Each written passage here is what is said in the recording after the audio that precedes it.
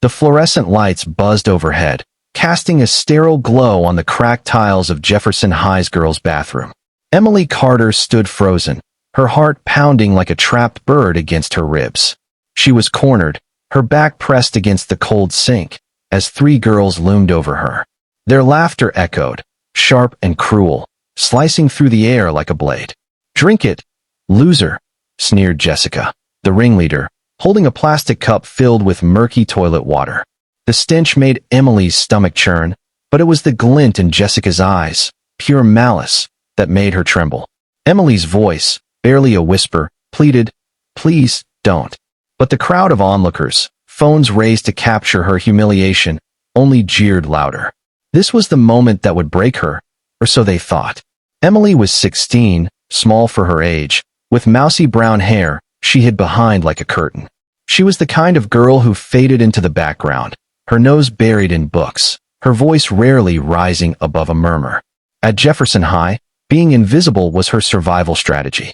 She'd moved to this small town a year ago after her mom's messy divorce, hoping for a fresh start.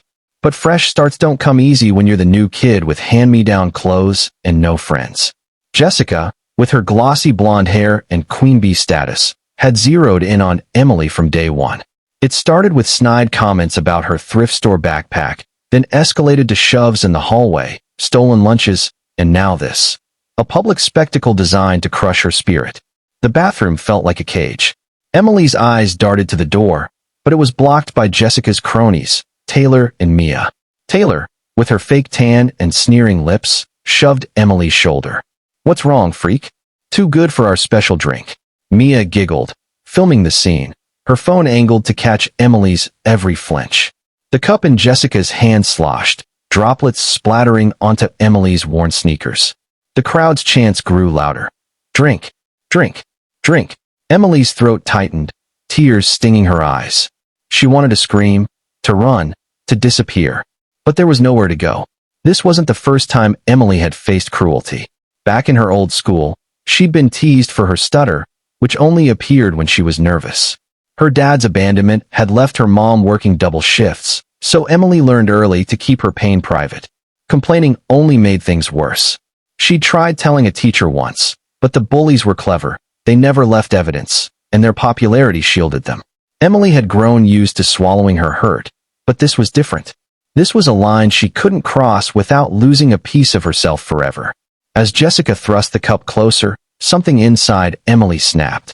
Not in anger, but in clarity. She thought of her mom, who told her last night, "You're stronger than you know, Em." She thought of the library books she escaped into, where underdogs always found a way. And she thought of the tiny, stubborn spark in her chest that refused to let these girls win. Her trembling hands steadied. She looked up, meeting Jessica's gaze for the first time. "No," she said, her voice soft but firm. The word hung in the air, stunning the room into silence. Jessica's smirk faltered. "What did you say?" she hissed, stepping closer. Emily's heart raced, but she held her ground. "I said no." The crowd murmured, sensing a shift. Jessica's face twisted with rage. She raised the cup, ready to pour it over Emily's head. But before she could, a new voice cut through the chaos. "Enough." It was Ms. Harper, the school's no-nonsense janitor, standing in the doorway with a mop in hand. Her piercing gaze swept the room, landing on Jessica. "Put that down. Now." The crowd scattered, phones disappearing into pockets. Jessica hesitated, then dropped the cup, the water splashing across the floor. Taylor and Mia backed away, their bravado crumbling. Ms. Harper strode forward, her boots echoing. "All of you, principal's office. Move." She turned to Emily, her stern face softening. "You okay, kid?" Emily nodded, though her legs felt like jelly. As the bullies were herded out, Jessica shot Emily a venomous look, muttering, "This isn't over." But it was over, at least, the worst of it. In the principal's office, Emily told her story, her voice shaking but steady. For once, someone listened. The video Mia had recorded, meant to humiliate Emily, became evidence. Other students, inspired by Emily's defiance, came forward with their own stories of Jessica's cruelty. The bullies faced suspension, and Jessica's reign as Queen Bee began to crumble. But the real change happened in Emily. She'd found her voice, and she wasn't going back to silence. The days that followed weren't easy. Emily still felt eyes on her in the hallways, whispers trailing her like shadows. Some kids called her a snitch, but others, quiet kids like her, started sitting with her at lunch.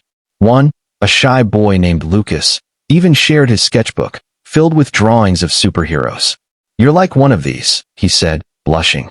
Emily smiled, her first real smile in weeks. She began speaking up in class, her stutter fading as her confidence grew. She joined the library club, where she found a community of book lovers who didn't care about her clothes or her past. Miss Harper became an unexpected ally. During lunch breaks, she'd share stories of her own tough childhood, teaching Emily how to stand tall without fighting dirty. "Bullies thrive on fear," she said. "Show them you're not afraid, and they've got nothing." Emily took those words to heart, carrying them like armor. When Jessica returned from suspension, she tried to taunt Emily again, but Emily just looked at her, calm and unshaken. Jessica backed off, her insults falling flat. The biggest challenge came a month later at the school talent show. Emily had never performed in public, but Lucas convinced her to read one of her poems. Standing on stage, the spotlight blinding, she felt the old panic rising. The audience was a sea of faces, some friendly, some not. She spotted Jessica in the back, smirking. Emily's hands shook as she held her notebook, but she thought of Ms. Harper, her mom, and that moment in the bathroom when she'd said no. She took a deep breath and began. Her poem was about a bird trapped in a cage, learning to sing despite its fear. Her voice, clear and steady, filled the auditorium. The room fell silent, captivated. When she finished, the applause was deafening. Even Jessica's smirk was gone, replaced by something like grudging respect. Backstage, Emily's mom hugged her, tears in her eyes. "I'm so proud of you," she whispered. For the first time, Emily believed she had something worth being proud of. The story of that day in the bathroom spread, not as a tale of humiliation, but as one of courage. Emily became a quiet hero to the school's underdogs, proof that standing up to bullies didn't require fists or shouts, just the strength to say no. She wasn't popular, but she didn't need to be. She had friends, a voice, and a spark that no one could extinguish. Years later, Emily would look back on that moment as the day she stopped being invisible. She'd go on to study creative writing, publishing poems that inspired others to find their own strength. Jessica, meanwhile, faded into obscurity, her cruelty a footnote in a story that wasn't hers. Emily's life wasn't perfect, but it was hers, built on the courage she'd discovered in a bathroom under flickering lights.